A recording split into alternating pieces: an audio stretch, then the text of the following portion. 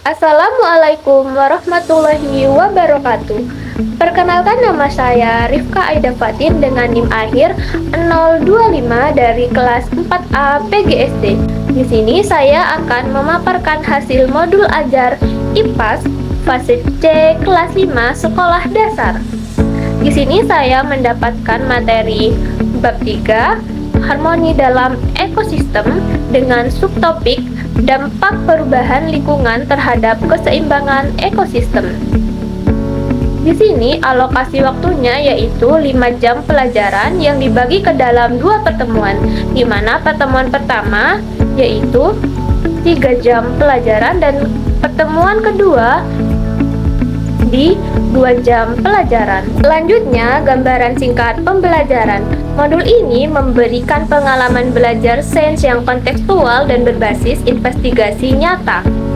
Pada tujuan pembelajaran, modul ini didesain secara berjenjang. Pada pertemuan pertama, siswa diarahkan untuk mampu menganalisis dampak aktivitas manusia terhadap komponen biotik dan juga abiotik pada level kognitif C4. Lalu pada pertemuan kedua, fasenya naik ke tingkat yang tertinggi yaitu merumuskan gagasan solusi inovatif pada level kognitif C6 untuk menjaga kelestarian jaring-jaring makanan. Selanjutnya pada aktivitas utama, pembelajaran berpusat pada siswa melalui alur investigasi berkelompok menggunakan LKPD. Mulai dari mengamati video masalah, membedah cerita kasus, hingga puncaknya pada menyusun diagram sebab akibat secara fisik. Selanjutnya pada pengalaman belajar, siswa diberikan identitas emosional sebagai detektif lingkungan yang memecahkan misteri ketidakseimbangan rantai makanan, lalu mempertahankan idenya lewat metode gallery walk. Selanjutnya, strategi dan inovasi pembelajaran didasarkan pada 3 poin utama. Yang pertama, model pembelajaran. Modul ini menggunakan model problem-based learning untuk memicu kemampuan berpikir kritis siswa melalui orientasi konflik ekologi yang nyata. Yang kedua, pendekatan inovatif. Modul ini memadukan literasi lingkungan dengan pendekatan STEM. Secara fungsional, siswa menggunakan penalaran sains yang termasuk ke dalam sains saat menganalisis rantai makanan. Selanjutnya, siswa memanfaatkan gawai atau proyektor yang termasuk ke dalam teknologi untuk mengamati video kasus. Selanjutnya, siswa merancang struktur alur bagan yang termasuk ke dalam engineering.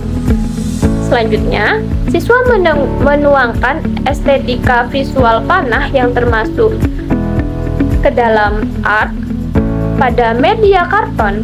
Selanjutnya, siswa menghitung secara logis keseimbangan kuantitas komponen biotik yang termasuk ke dalam matematik. Yang ketiga yaitu alasan pemilihan strategi. Alasan pemilihan strategi ini karena kombinasi ini terbukti efektif untuk mendorong kemampuan berpikir kritis, meningkatkan motivasi lewat proyek visual, menumbuhkan karakter peduli lingkungan, serta melatih kolaborasi tim. Selanjutnya, media dan aktivitas pembelajaran. Pada bagian kelima ini, ekosistem perangkat pendukung disinkronkan langsung dengan aktivitas belajar di kelas. Media yang saya siapkan meliputi PPT interaktif untuk orientasi gambar dan video kasus.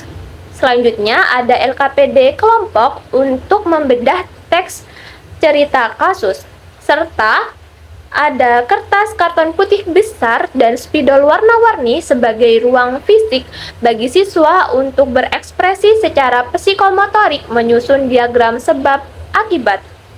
Nah, rangkaian ini ditutup dengan lembar sumatif sebagai alat evaluasi kognitif individu.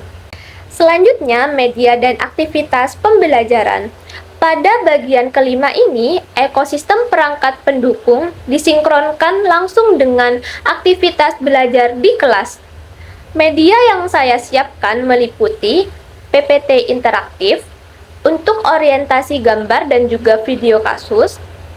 Selanjutnya ada LKPD kelompok untuk membedah teks cerita kasus, serta kertas karton putih besar dan juga spidol warna-warni sebagai ruang fisik bagi siswa untuk berekspresi secara psikomotorik dalam menyusun diagram sebab akibat. Nah, rangkaian ini ditutup dengan lembar sumatif sebagai alat evaluasi kognitif individu. Selanjutnya, asesmen pembelajaran. Pada bagian penilaian, modul ini menerapkan sistem yang menyeluruh dan juga berkelanjutan. Asesmen ini dibagi ke dalam 3 tahapan waktu. Yang pertama ada asesmen diagnostik. Dilakukan di awal pertemuan pertama secara lisan untuk memetakan kesiapan kognitif awal peserta didik sebelum masuk ke materi. Yang kedua ada asesmen formatif. Dilakukan sepanjang proses pertemuan pertama dan pertemuan kedua untuk menilai 3 aspek sekaligus, yaitu pada aspek kognitif, melalui pengerjaan LKPD kasus secara berkelompok, psikomotorik melalui penilaian proyek, draft, diagram di karton, dan unjuk kerja presentasi secara berkelompok, serta ranah afektif melalui observasi sikap dimensi profil pelajar Pancasila, khususnya gotong royong dan juga bernalar kritis secara individu. Dan yang ketiga, asesmen sumatif. Dilaksanakan pada akhir pertemuan kedua berupa tes tertulis individu, pilihan ganda, dan juga uraian berbasis HOTS untuk mengukur ketercapaian akhir pemahaman siswa. Sebagai kesimpulan, modul ajar ini berhasil mengemas pembelajaran IPAS kelas 5 yang abstrak menjadi lebih kontekstual, kolaboratif, dan berbasis solusi nyata melalui studi kasus lingkungan. Baik, demikian pemaparan dari saya. Kurang lebihnya mohon maaf. Terima kasih. Wassalamualaikum warahmatullahi wabarakatuh.